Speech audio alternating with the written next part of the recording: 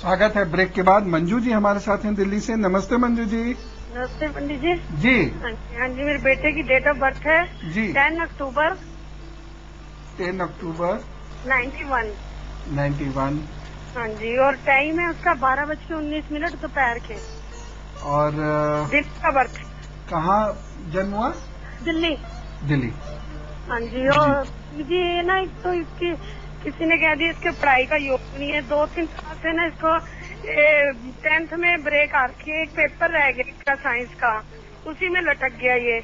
और इसका पढ़ाई में मन भी नहीं कुछ लगता। और आगे इसको कार भी तो नहीं है, और इसका फ्यूचर कैसा होगा आगे। बहुत ज्यादा परेशान हूँ इसको लेके। और एक मेरे पैरों में ना बहुत दर्द रहता है, जिसकी वजह से मैं चल भी नहीं पाती। अच्छा, पहले इन्हीं की बात कर लेते हैं। इनके मुख्य ग्रह है बृहस्पति और इनके इष्ट है हनुमान जी। दूसरी चीज जो है वो ये बात ठीक है कि इनकी पढ़ाई का योग बहुत कम है और ये अपनी एजुकेशन पूरी सामान्यता नहीं कर पाते हैं जब तक इनके अंदर बहुत ज्यादा संकल्प शक्ति मजबूत नहीं होगी पढ़ने के लिए। ऐसे लोग अपनी एजुकेशन पूरी नहीं करते हैं, लेकिन भविष्य बहुत अच्छा है। और ये सर्विसिंग से संबंधित काम करेंगे, ये लाइसेंसिंग से संबंधित काम कर सकते हैं, प्रॉपर्टी से संबंधित काम कर सकते हैं, और इसके साथ साथ टेक्निकल चीजों से संबंधित कार्य भी अच्छे से कर सकते हैं। तो अपनी जिंदगी की गाड़ी को बहुत अच्छे से चला लेंगे। पढ़ाई के लिए इनको एक काम ये कीजिए कि एक तांबे का छल्ला कनिष्ठा में पहनाइए और उसके साथ साथ सुबह सुबह इनको जरा सा गुड़ और सौंफ का सेवन कराना प्रारंभ कर दीजिए। ईश्वर ने चाहा तो इसी से ये पढ़ जाएंगे और बाकी सेटलमेंट तो अच्छे से इनका हो ही जाएगा। कोई ऐसी बात नहीं है, काल सर्पयोग नहीं है। रश्मि जी हैं दिल्ली से। नमस्ते रश्मि जी। नमस्ते पंडित जी, कैसे हैं आप? मैं ठीक हूँ, धन्यवाद।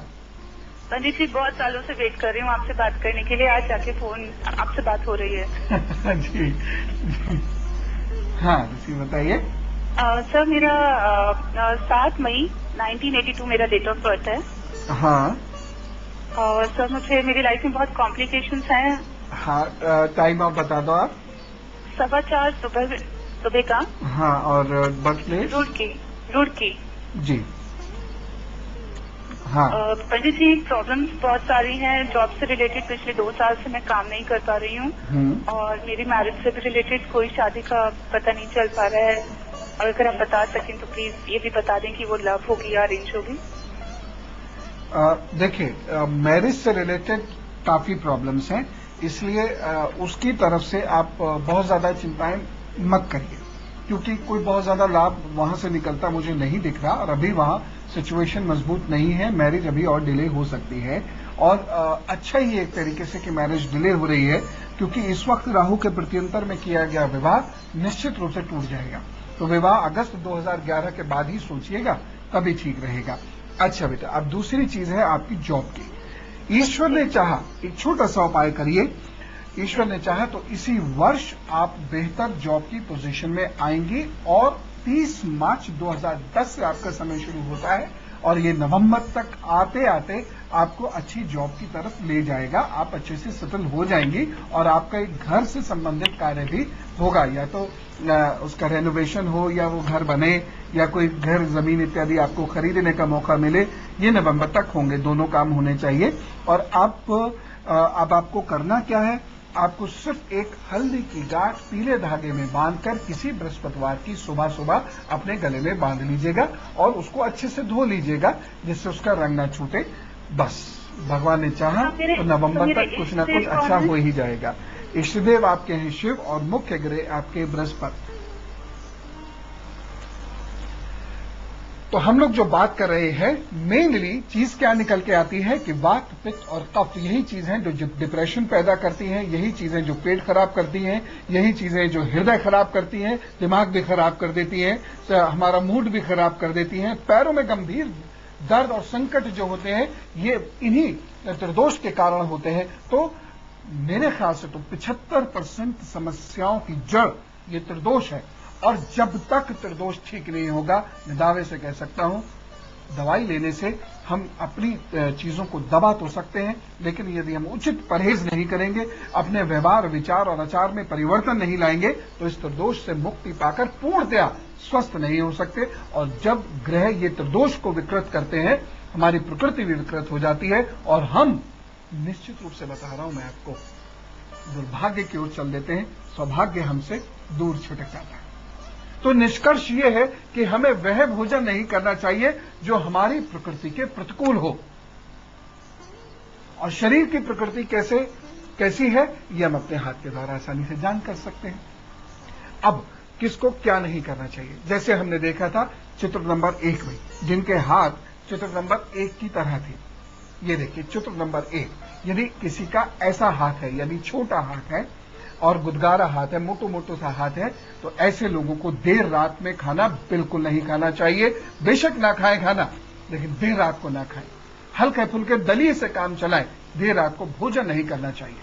ऐसे लोगों को अधिक देर तक भूखे नहीं रहना चाहिए, ये बहुत बड़ी समस्या इनको हो सकती है। और महिलाएं सुन ले, खास तौर से बेहद आदरणीय भारतीय महिलाएं सुन ले, जो पूरे परिवार का पेट गट गट करके भर देती हैं और खुद कुछ नहीं खाती हैं। पहले नहा लें, फिर पूजा कर लें, फिर ये खा लें, फिर छोटू खा ले, फिर लाली खा ले, सब खा लें, खुद नहीं खाएंगे। 3 बज गए, 12 बज गए, 2 बज गए, 4 बज गए शाम को, पेट में कुछ नहीं पड़ा है। और फिर जब आप कंप्लेंट करते हैं कि मेरा गला, मेरा सर, मेरे पांव सब खड़खड़ करने लग गए, तो फिर वो ठीक नहीं हो सकते।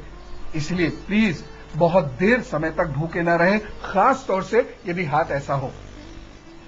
तीसरी एक बहुत महत्वपूर्ण चीज, हम लोग कभी कभी पानी पीते हैं गिलास और ऐसे करके उसमें आवाजें आती हैं। कुछ लोग जग से करके पानी पीते हैं और गट-गट की आवाजें आती हैं। कभी मत कीजिएगा। यदि हाथ ऐसा है तो जल गट-गट करके मत पीजिएगा, बहुत शांति से धीरे बिना आवाज किए जल पीजिएगा। चौथी चीज, जल्दी जल्दी भोजन मत करिएगा। जल्दी जल्दी से तात्पर्य है एकदम द्रुतगामी की तरह से, जो रेल की तरह से बिल्कुल भोजन नहीं करिए, आराम से, तसल्ली से। पांचवी और बहुत महत्वपूर्ण चीज है इस हाथों में, कामुकता को हमेशा नियंत्रित रखिएगा, अन्यथा परेशानी होगी। भर पेट भोजन बिल्कुल मत करिएगा, भर पेट भोजन बिल्कुल मत करिएगा। आपको यदि लगता है कि 4 चपाती खाने का मन हो रहा है, 3 खा के छोड़ दीजिए, आप इतना अच्छा महसूस करेंगे जिसके हद नहीं। दालें और छोले और राजमा ये थोड़ा सा कम लेने से लाभ होगा, ये ज्यादा आपको नहीं लेना चाहिए। ये हाथ दिखाता है कि यदि थोड़ा सा भी ध्यान नहीं रखा तो वजन बहुत तेजी से बढ़ेगा। इसलिए ध्यान रखते हुए अधिक फैट वाला भोजन मत किया कीजिए। और इस पशु के हाथ वाले लोगों को चीनी भी कम लेनी चाहिए। भोजन आराम से करना चाहिए और भोजन में दूध, मलाई, रबड़ी, मिठाई थोड़ा कम लें। चाय कॉफी का सेवन भी कम करें तथा सोने से 3 घंटे पहले तो चाय कॉफी का सेवन बिल्कुल मत करिएगा। और हमेशा ध्यान रखिएगा कि चाय कॉफी खाली पेट ना लें। वैसे भी जिस घर में जब मेहमानों के आने पर चाय कॉफी सर्व की जाती है, तो जहां इतनी चाय और कॉफी दे रहे हैं, जरा से बिस्किट या नमकीन भी दे दिया कीजिए, क्योंकि खाली पेट चाय कॉफी किसी को पिलाएंगे तो पेट में उसके दर्द हो सकता है। यदि वात प्रकृति हो खासतौर से तो दर्द हो ही जाता है। इसलिए खाली पेट चाय कॉफी किसी को मत पिलाइए और ना पीजिए। चाय कॉफी पीने से 10 मिनट पूर्व जल अवश्य पी लें, इससे उसका नुकसान कम होता है। मैदा का प्रयोग बहुत कम करें। भोजन खूब चबा चबा कर लीजिएगा। हरड़ का सेवन जरूर करिए। पानी अधिक लीजिए। जब भी हरड़ का प्रयोग करें हमेशा पानी ज्यादा कर देना चाहिए, नहीं तो हरड़ पेट में खुश्की करती है। और बाकी हाथों को क्या खाना चाहिए, कैसे खाना चाहिए, ये सब जानेंगे अल्प विराम के बाद।